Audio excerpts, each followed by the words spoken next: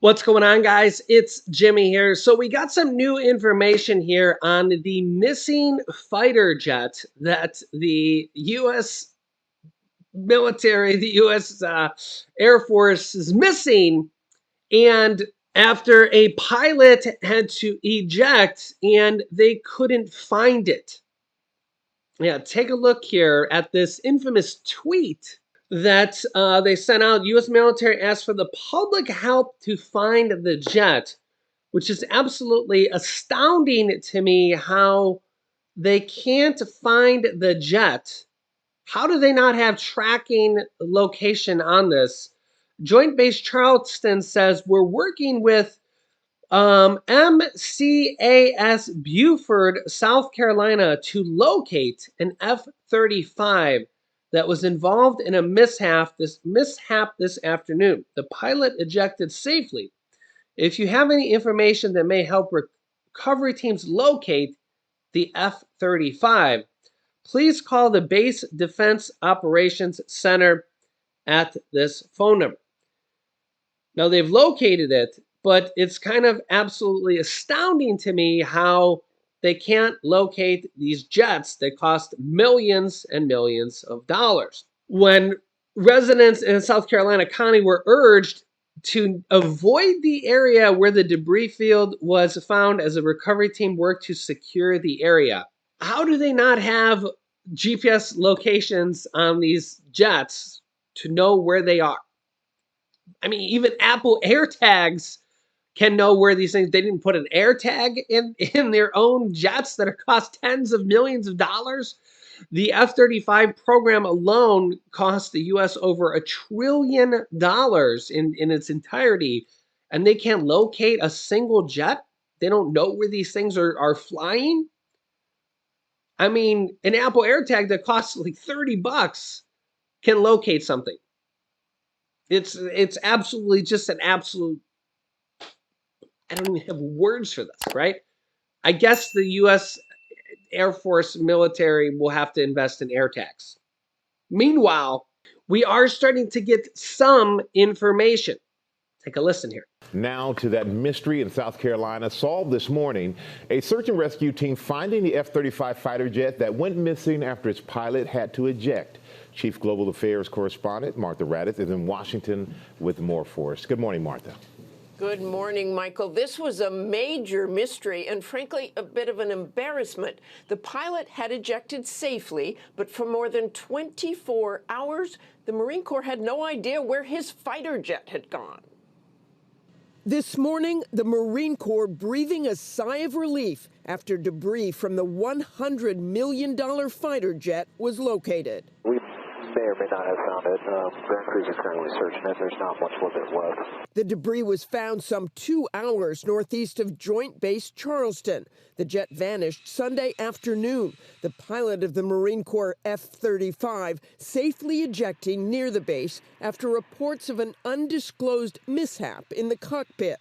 But there was no sign of the fighter jet, prompting the base to plead with the public on social media. If you have any information that may help our recovery teams locate the F-35, please call the Base Defense Operations Center.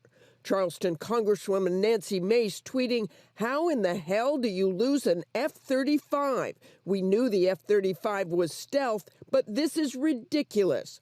The jet is equipped with a transponder, a beacon that should have indicated where the jet crashed. And military radar is supposed to be able to track a jet's location. If there was, say, an electrical failure on board where the transponder, the beams out to the radar, was no longer functioning, then it becomes a stealth aircraft, essentially invisible to radar. The Marine Corps will not say whether the transponder was working. They say the investigation is ongoing. And while we are all grateful the pilot is okay, a lot of questions remain about how you lose one of the most sophisticated jets in the world for more than 24 hours. And don't worry, because the U.S.'s enemies are probably laughing at us and mounting a counteroffensive at the bare minimum. The Kremlin says that Russia and China must edge closer to counter Western efforts to contain them. A senior Kremlin official called for closer policy coordination between Moscow and Beijing to counter what he describes as Western efforts to contain them, as he hosted China's top diplomat for security talks. The secretary of Russia's Security Council, chaired by President Vladimir Putin, told Chinese Foreign Minister Wang Yi that Moscow seeks progressive development and strengthening of Russian-Chinese relations, of comprehensive partnership and strategic cooperation. Amid the campaign unleashed by the collective West that is aimed at double containment of Russia and China. It's particularly important to further deepen Russian-Chinese coordination and interaction of the international arena, they said.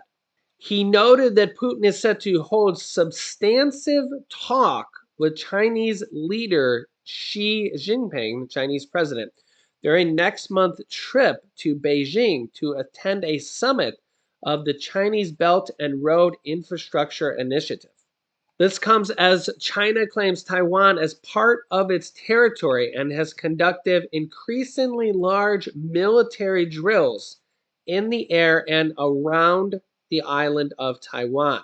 Yeah, so if you're paying attention at all, you're seeing Russia grow increasingly closer to North Korea, China, and Iran.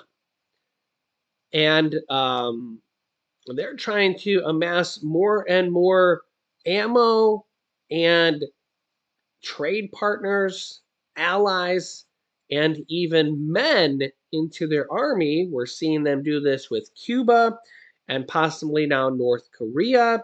And they're trying to do anything they can to help support their war in Ukraine. And they show no signs of stopping here.